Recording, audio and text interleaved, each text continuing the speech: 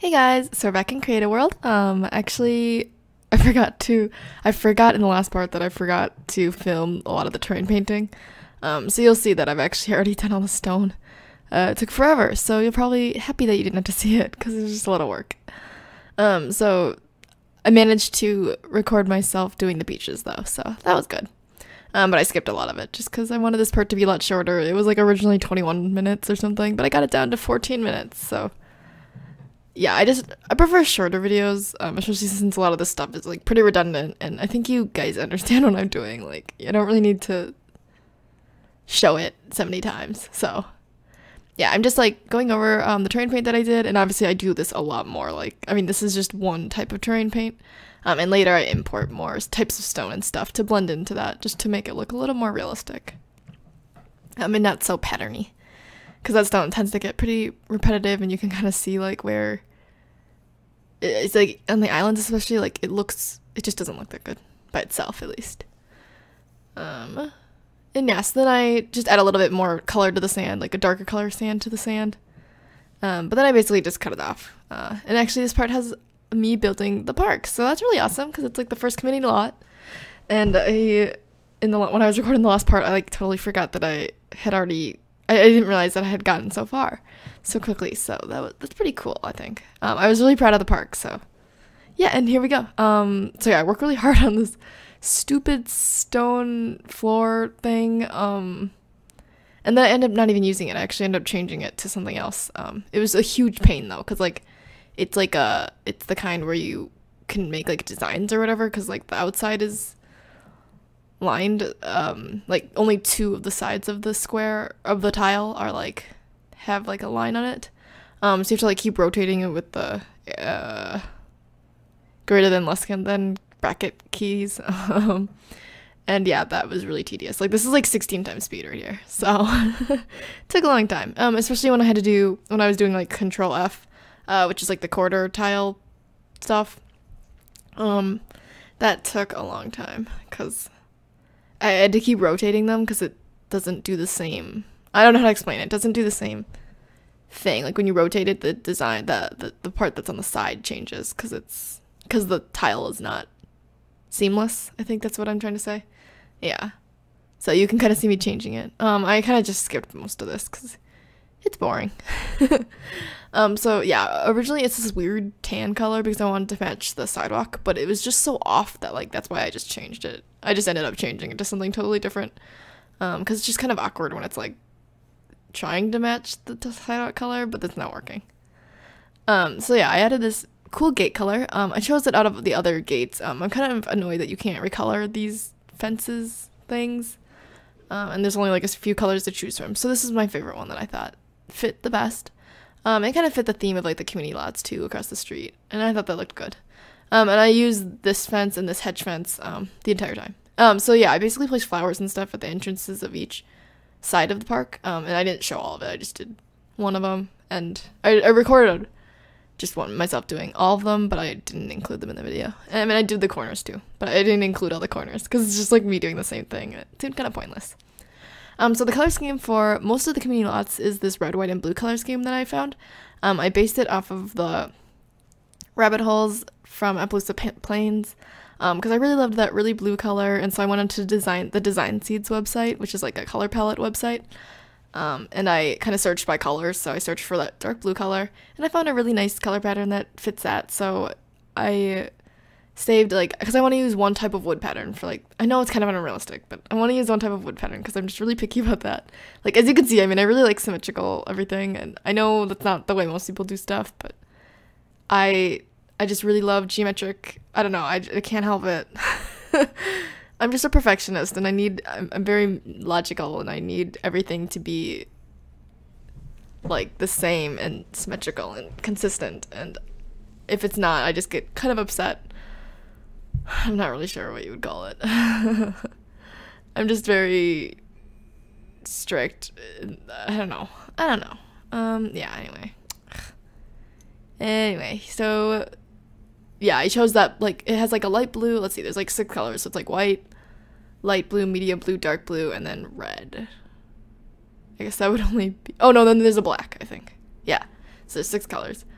And so I basically use that for like all the community lots except for some of them, like I use it for all the lots that have rabbit holes on them except for the park. And then the other lots I downloaded, and then community lots that I downloaded from other people, I'm actually keeping the color scheme that the people had originally, or at least I'm using a different one. Like for example, I made a library that I downloaded from someone else's website or Tumblr, and then originally it was like orange or something, so then I just looked on Design Seeds for like an orange color palette, and so I ended up using a different one for that. But for most of the community lots, I'm using this red, white, and blue pattern, or color scheme. And as you can see, I have like my favorites. I saved like different types of wood, or the same type of wood, but just going vertical and one going horizontal for each color, and then metals for each color.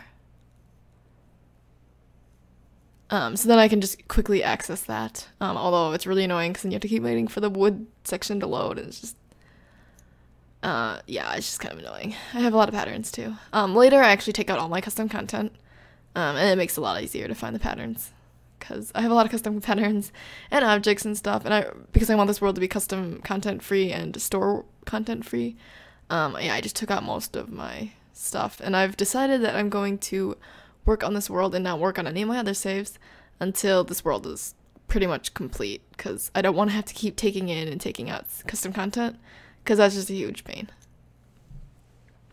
So the only mods I really have are like ones that aren't objects and stuff, like master controller and stuff like that, and default replacements and stuff like that. That's like basically all I have installed. Yeah, it sounds kind of crazy, but I just really want to finish this world, because I know if I don't, I'm just gonna get frustrated by having all that content in there that I can't use, and then having to sift through it, and then waiting like twice as long because I have so many patterns, and it's just a pain. And I am also trying to be consistent by using the same wood trim color, like the trim for gardens, like the little short fence that I'm using right now. So I use that same tan one, and then yeah, you can't recolor it, but I just think it looks okay. Like, it doesn't look bad, and I had white before, but I feel like overusing the white just doesn't look good. So, and then I'm using the same type of plants too. Not my favorite plants, like not the plants that I would really go for if I would do this again, I guess, but I want to be consistent, so I'm like sticking to the same like base game plants and then a few world adventure plants, I think. Yeah, so here's like a little gazebo. So the park has like 4 sections. One section has like the bathroom, and then another section has a gazebo eating area, and then another section has a park area, and then the other section has a showtime stage. But I don't include that part in this video because at the time I did not know that I was going to be putting a stage in the park. So yeah, so this is the gazebo eating side, so it'll have like barbecues and picnic tables and stuff. And yeah, this part's actually sped up a lot more. Most of the video is 8 times speed, but this one is 16 times speed because I didn't move the camera that much, so it felt appropriate too, since I was doing the floor and that takes forever. Yeah, I changed up the floor a lot, like, because I didn't like the way it was looking with the garden area being so small, like, next to the gazebo, like, the plants. It just didn't look good when it was just straight from staircase to staircase, so I added that little dimension. I'm trying to be consistent with the shape of the things I'm using. And yeah, I'm using that octagon roof for the top of the gazebo, and I think it looks pretty good. It's kind of funny though, because it changed the roof for the bathroom, which was probably good because I actually wanted to change the roof for the bathroom. Anyway, and yeah, I wanted plants of certain sizes, so, because you know when you like place plants, they have like, I don't know, 2 or 3 different sizes or something. I think it's 2 sizes, but it could be 3. I don't know. I always see 2. And so I wanted like the smaller size, so I had to keep putting them out until I got the same size.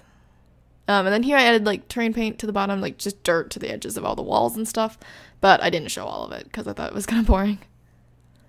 And then here I am just adding music because I know when the spring festival happens, they like to dance and stuff. But then I ended up taking it away from the gazebo and putting it near the bathroom because when I put in like this, because I want this to be a festival lot too. And so I have like the festival lot maker thing, but I don't do that until later. But then I added speakers to the bathroom, and then I put the spring dance floor, next to the bathroom. So then they'll be able to use that. So it's okay that I took away the speakers from the gazebo. I actually like the roof that I had before that roof.